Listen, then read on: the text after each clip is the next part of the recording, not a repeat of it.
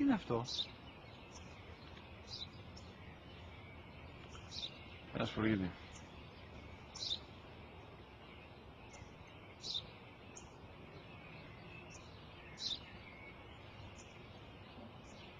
Τι είναι αυτό? Μόλις τώρα στο πατέρα, σπουργίτι είναι.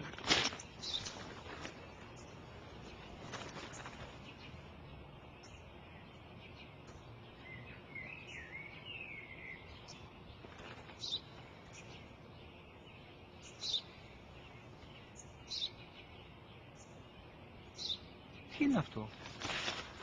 Ένα σπουργίτι είναι, πατέρα. Ένα σπουργίτι. Σπου-γι-τι.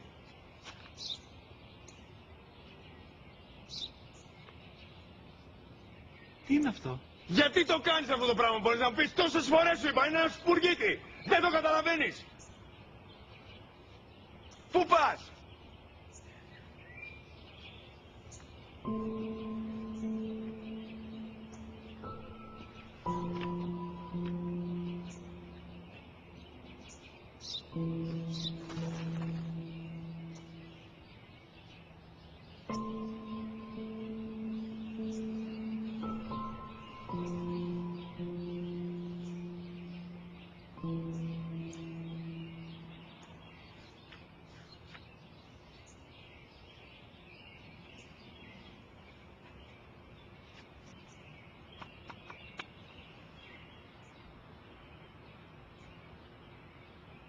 Δυνατά.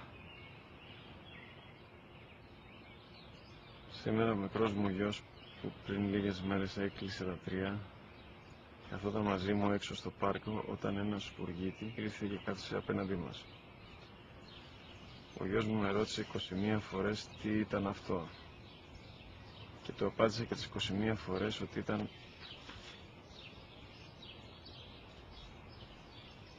ένα σπουργίτι. Τον αγκάλιασα τρυφερά και τις 21 φορές που μου έκανε την ίδια ερώτηση ξανά και ξανά, χωρίς να εκνευριστώ, νιώθοντας στοργή για το αθώο μου αγοράκι.